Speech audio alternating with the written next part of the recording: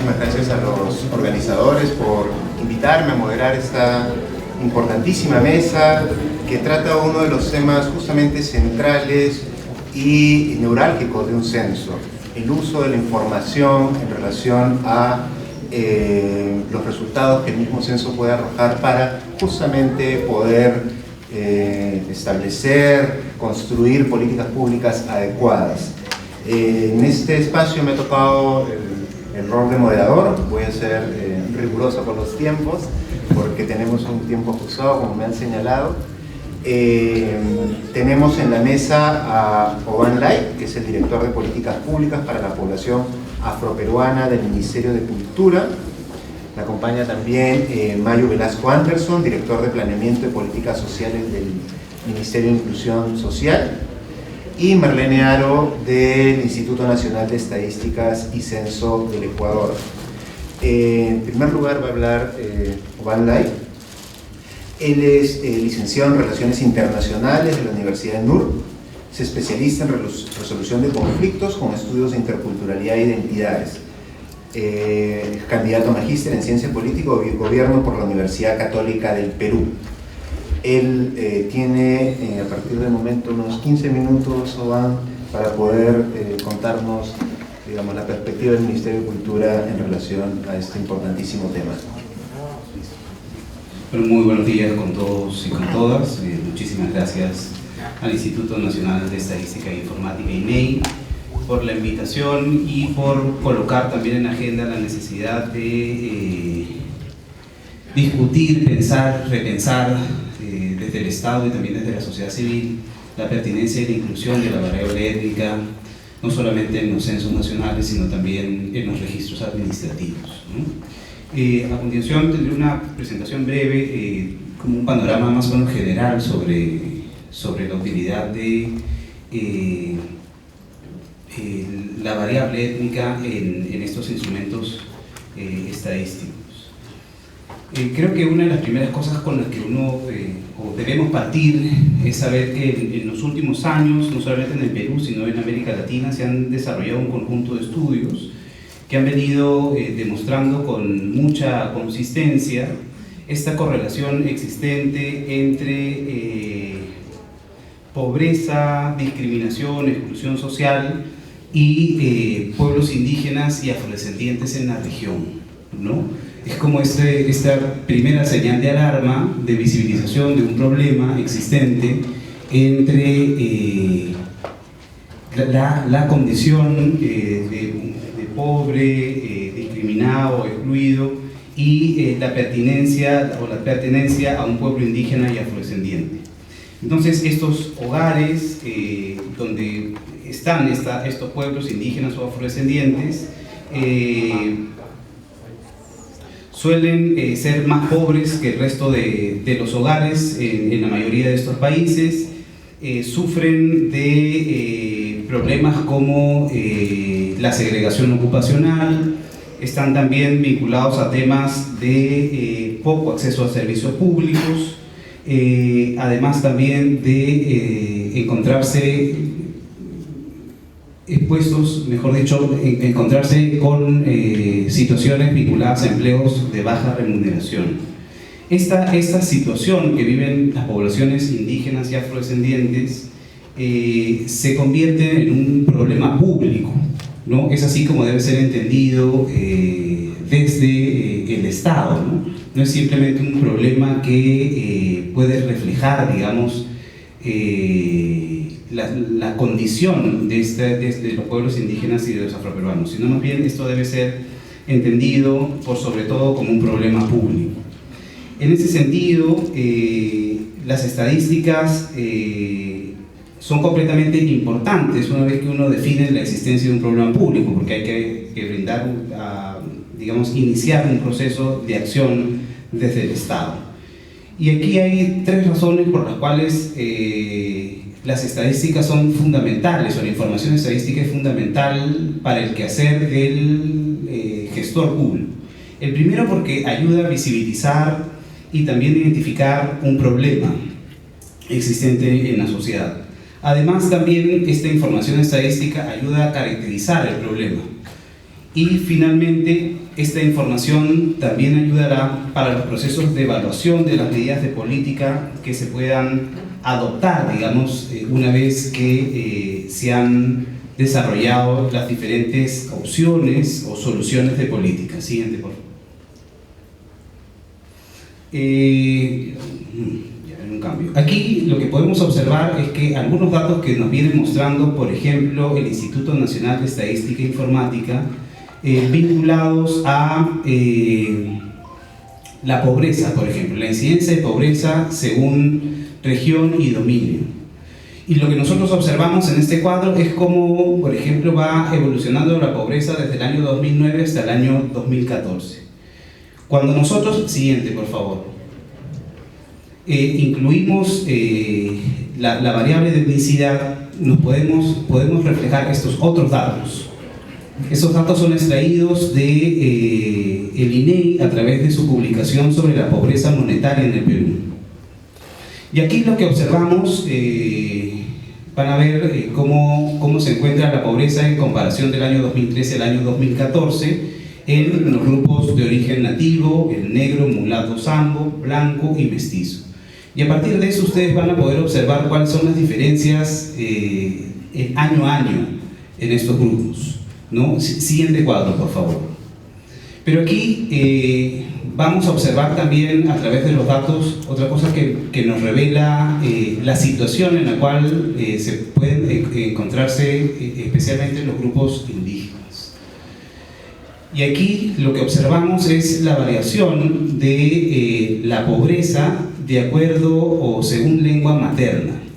Y lo que vamos observando es que las barras que se encuentran en naranja representan a las personas que hablan algún tipo de lengua materna, que es de un pueblo originario, una lengua nativa, y las personas que hablan castellano.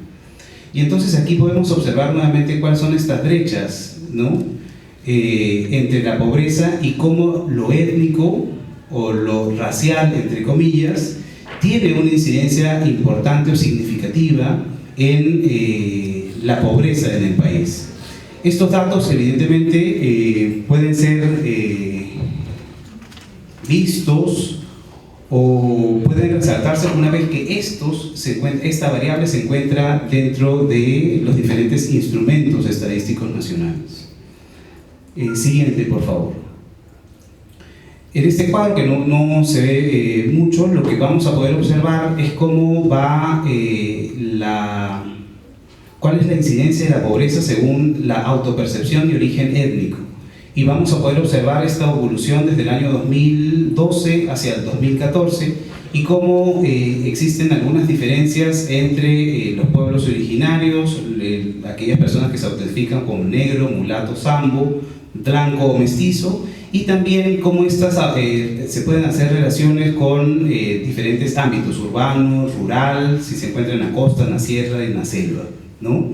Es importante reflejar que, por ejemplo, vimos en el cuadro anterior cómo poder hacer esta correlación entre lengua materna y pobreza, vinculándose entre las personas que hablan castellano versus las personas que hablan castellano.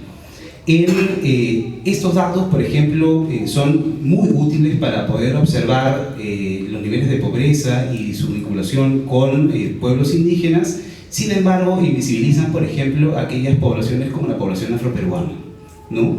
Y para ello necesitamos utilizar otro tipo de herramientas dentro de nuestros propios ejercicios y nuestras comparaciones, por ejemplo, que están vinculadas a la población afroperuana versus el sector costa en el país.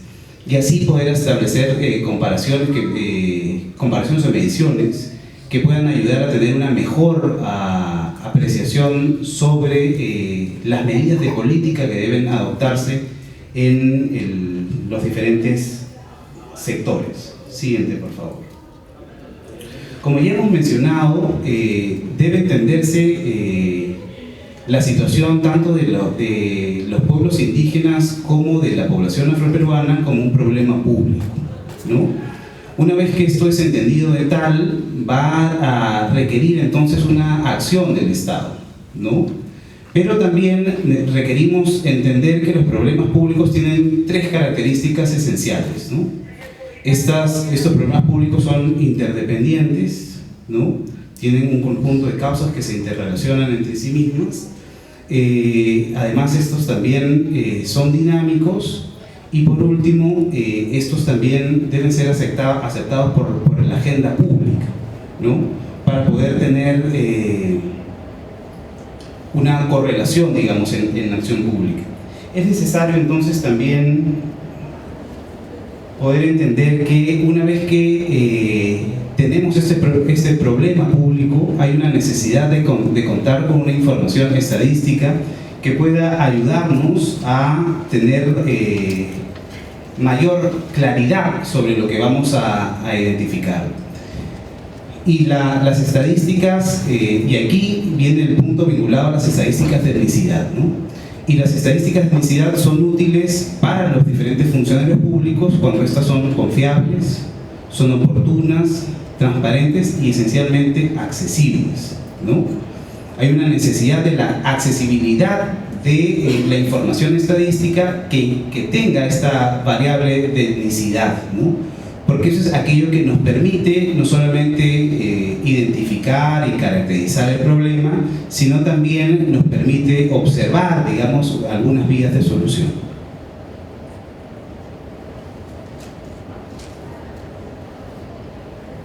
Siguiente, por favor. Ahora, hay que recordar que las estadísticas de etnicidad presentan también algunos desafíos para su construcción. Y de hecho hoy el Instituto Nacional de Estadística e Informática, junto con el Ministerio de Cultura y un conjunto de organizaciones de sociedad civil, tanto indígenas como afroperuanas, además de algunas instituciones académicas, venimos asumiendo el reto de digamos, enfrentar estos desafíos, ¿no? A través de este comité. Estos desafíos están enmarcados, por supuesto, en el establecimiento de marcos conceptuales apropiados, y creo que ayer ha habido una vasta discusión sobre el tema, vinculado a etnicidad, raza, y cómo hacer estos conceptos mucho más digeribles, entre comillas, o operacionalizables para los diferentes funcionarios públicos a fin de poder captar, digamos, la información de forma apropiada y debida. Además, también, y una discusión que viene siendo parte del comité técnico hoy, es el establecimiento de una pregunta apropiada, ¿no? Que pueda, por un lado, capturar la información que se quiere sobre la perspectiva de la autoidentificación, pero también para preguntas apropiadas que ayuden a capturar información de otras características que tienen las sociedades. Por ejemplo, desde el Ministerio de Cultura hoy pensamos en la necesidad de poder tener una pregunta que pueda captar una realidad que se vive hoy en los pueblos indígenas y que está vinculado al bilingüismo, ¿no?